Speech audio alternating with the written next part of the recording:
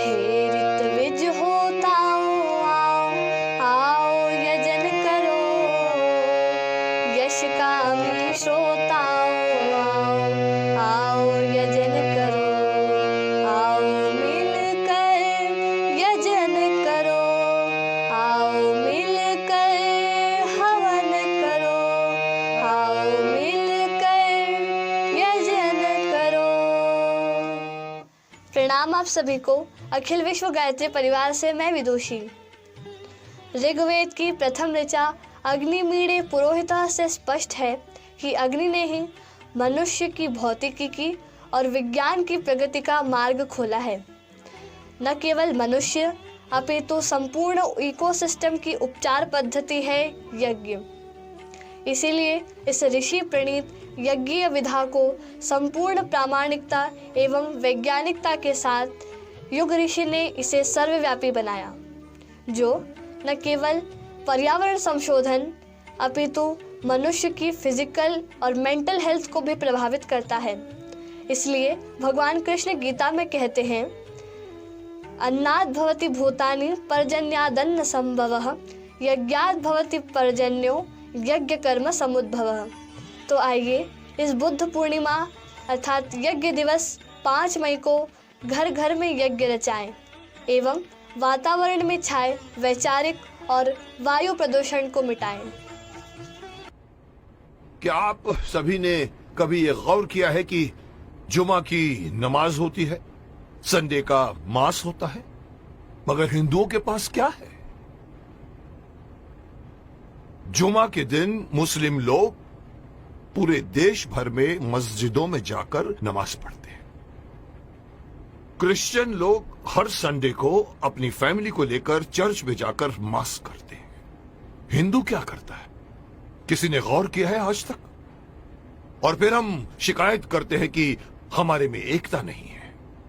मुझे कल एक डिस्टर्बिंग चीज देखने को मिली टीवी पर।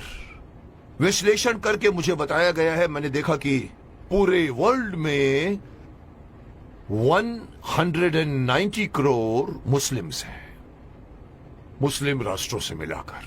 हिंदुस्तान में 100 करोड़ हिंदू हैं, लेकिन वो 190 करोड़ मुस्लिम एक कॉल पर इकट्ठे हो सकते हैं, हो जाते हैं। अगर मैं सिंपल वे से कहूं, एक सीटी मारते ही सब लोग एकजुट हो सकते हैं। क्रिश्चियन लोग मिलकर एक दूसरे से फोर्स बन सकते हैं, लेकिन हिंदुओं का क्या भाई? कोई हिंदुओं के पास में कोई एक ऐसी मैकेनिज्म है जिसके द्वारा पूरे 100 करोड़ हिंदू जाने एक दूसरे को? अरे साहब, नेक्स्ट फ्लैट में कौन रहता है हमें ये भी नहीं पता होता। मुंबई सिटी या हर सिटी की ये बात है। मैं ये कहना चाहता हूं कि हिंदुओं को अगेन मैं वही कहूंगा कि मैं कहना चाहता हूं कि मुझे पता नहीं कि मेरी बात में कितना वजन है, लेकिन मैं पूरे देश के धर्माचार्यों को, मैं देश के पूरे संत समाज के जो बड़े बड़े आसीन पदासीन है, मैं उनको कहना चाहूंगा, आह्वान कीजिए, आप एक दिन मुकर्रर कीजिए, एक दिन फिक्स कीजिए, हफ्ते में एक दिन आप अपना लीजिए। और अगर मुझसे पूछो तो वो मंगलवार आ सकता है, क्योंकि मंगलवार हनुमान का दिन है, हनुमान जी का दिन है। एक दिन मुकर्रर कीजिए, एक दिन फिक्स कीजिए, जिसमें पूरे देश भर के लोग अपने अपने इलाके के मंदिरों में जाकर 1 घंटे के लिए बैठ जाएं। क्या करेंगे आप लोग बैठकर? मुस्लिम लोग नमाज पढ़ते हैं, क्रिश्चियन लोग उनका एक अपना सिस्टम होता है, उनके फादर बोलते हैं। आप लोगों को, हिंदुओं को, कोई सिस्टम बनाने की कोई जरूरत नहीं, कोई आरती नहीं, कोई पूजा नहीं।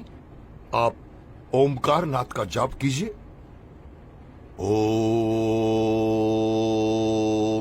1 घंटे तक पूरा, जितने भी लोग, चाहे 50 हो, चाहे 100 हो, चाहे 200 हो, एक साथ मिलकर 1 घंटे तक आप ओंकार नाथ का जाप कीजिए। दूसरा ऑप्शन मैं दे रहा हूं, ओम नमः शिवाय, ओम नमः, इसका पाठ करिए आप 1 घंटे तक, या फिर गायत्री मंत्र का जाप कीजिए।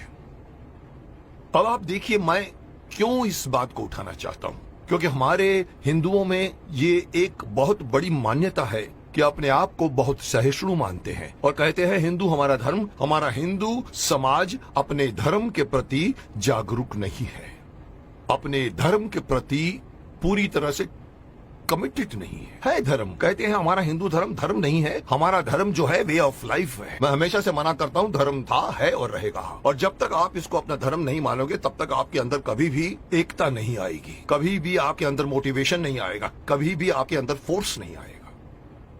इसलिए मैं चाहता हूँ कि सारे हमारे पूरे देश में आप इमेजिन कीजिए कि एक साथ पूरे देश में आप एक टाइम फिक्स कीजिए। मेरे हिसाब से रात को 7 से 8 बजे का टाइम फिक्स कीजिए। सब लोग अपना अपना काम छोड़कर अपने नजदीक के मंदिर में जाएं, 1 घंटा बैठें और 1 घंटा बैठ के अपनी सभा होगी जिसका नाम मैं सजेस्ट करना चाहता हूं। हो सकता है नाम इसका मंगल धार्मिक सभा हो सकती है, या मंगल धार्मिक मिलन हो सकता है, या मंगल धार्मिक मिलाप हो सकता है। आप लोग वहां जाइए। हर हिंदू, मैं अगेन बात करना चाहूंगा, इसमें बौद्ध भी आ जाते हैं, सिख भी आ जाते हैं, जैन भी आ जाते हैं, उनको भी आना पड़ेगा, उनको भी साथ में आना पड़ेगा क्योंकि 100 करोड़ में उनकी गिनती होती है। उन सब लोगों को अगर ये आदत पड़ जाए, हर मंगलवार रात को 7 से लेके 8 बजे मुझे अपने परिवार वालों को लेकर, साथ में बच्चों को लेकर जाइए और मंदिर में जाके बैठ जाइए। एक मेडिटेशन की तरह से आप लोग बैठकर वहां पर एक सभा कीजिए। उसका नाम मैं देना चाहता हूं मंगल धार्मिक सभा, या मंगल मांगलिक मिलाप, या कुछ भी नाम रखा जा सकता है। जैसे मुस्लिम कैसे नमाज कहते हैं, क्रिश्चियन उसे मास कहते हैं, आप उसे मंगल मिलाप कह सकते हैं। वहां आइए, आप देखेंगे आपका पूरा देश, आपके पूरे देश के 100 करोड़ हिंदू कितनी जल्दी एक दूसरे के साथ एकजुट हो जाएंगे, जिसका इस वक्त, इस कॉन्टेम्पररी आजकल आप देख रहे हैं जिस तरह के माहौल बन रहे हैं, उसमें हमारे हिंदुओं पर लोग एक तरह से हंसते भी हैं। उनको पता है कि ये लोग कोई मिलने वाले नहीं हैं। लेकिन अगर ये होना शुरू हो जाएगा तो आप सही अपने इर्द गिर्द के लोगों को सिर्फ जानोगे नहीं, पहचानना शुरू कर दोगे। जैसे कि मैंने कहा कि सिटीज में पता भी नहीं होता कि नेक्स्ट फ्लैट में कौन रहता है। इस बहाने आप आइए, बाहर निकल कर आइए, अपनी ड्यूटी मान कर आइए। मैं हर हिंदू को कहना चाहूंगा, और इसके लिए मेरी बात नहीं, मैं बड़े बड़े जो हमारे धार्मिक हमारे जो संत हैं, गुरु हैं, उनको मैं आह्वान करना चाहूंगा कि आइए आगे और अनाउंस कीजिए कि हर मंगलवार को 7 बजे से 8 बजे हर हिंदू को किसी नजदीकी मंदिर में जाकर 1 घंटा बैठकर आपको मेडिटेशन करना पड़ेगा। जो बैठेगा उसको भी फायदा होगा क्योंकि मेडिटेशन में बहुत ताकत है। और दूसरा फायदा यही है कि आप लोग मिलोगे, एकता करोगे। और इस वक्त हिंदू समाज का एकता में आना बहुत ही अत्यंत आवश्यक है। मैं नहीं बताना चाहता, लोग सब समझते हैं कि मैं क्या बोलना चाहता हूं, लेकिन हिंदू समाज बटा हुआ है। जुट और नंबर्स में ताकत होती है। ये हिंदू से निकलकर सिख, ये बौद्ध, ये जैन, इस बहाने साथ में आइए क्योंकि आप पहले हिंदू हैं, उसके बाद में आप सिख हैं, उसके बाद में आप बौद्ध हैं, उसके बाद में आप जैन हैं। मेरी एक छोटी सी गुजारिश है कि मैं अपनी तरफ से सलाह देना चाहता हूं कि देश भर में कुछ ऐसा कानून बनाया जाए, ये कानून के दायरे में हो या पता नहीं धार्मिक दायरे में हो, लेकिन ये किया जाए और तब जाकर दोबारा कोई ये नहीं कह सकेगा कि 100 करोड़ हिंदू बटे हुए हैं। क्योंकि हर मंगलवार को एक मांगलीय रूप से मिलते हैं और एक दूसरे के साथ आप बातें कीजिए, मिलते रहिए, लोग एक दूसरे को पहचानना शुरू कर दोगे, जो कभी नहीं करते आप। अंत में मैं हर हिंदू को इस बात से आगाह करना चाहूंगा कि अगर आप अपना फायदा चाहते हैं, अपने देश की भलाई चाहते हैं, अपने समाज की, अपने परिवार की भलाई चाहते हैं, तो एक होइए। और इससे आगे बढ़कर एक और बात कहना चाहूंगा कि धर्म को धर्म मानिए, ये मत कहिए कि वे ऑफ लाइफ है। और तीसरी बात, अपने बच्चों को अपने धर्म में इन्वॉल्व कीजिए। मैं अक्सर देखता हूं कि माँ बाप मंदिर में जा रहे होते हैं और छोटे बच्चे मम्मी से कहते हैं कि मम्मी मम्मी मम्मी मेरी सहेली मुझे खेलने के लिए बुला रही है, और माँ कहती जा मत कीजिए। आप उस बच्चे का हाथ पकड़िए और बोलो चलो इस वक्त मंदिर जाना है। ये हर मुस्लिम करता है, ये हर क्रिश्चियन करता है, हिंदू क्यों नहीं करता? इसी का खामियाजा भुगत रहे हैं आप।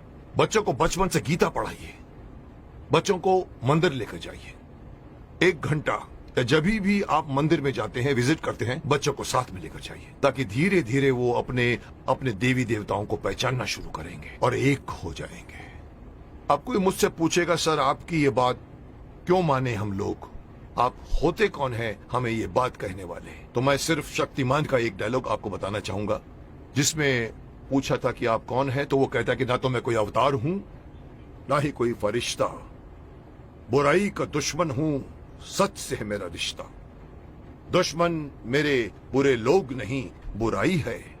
अगर बात मेरी मानोगे तो इसमें तुम्हारी भलाई है। तो आपकी भलाई के लिए कह रहा हूं, मान जाइए।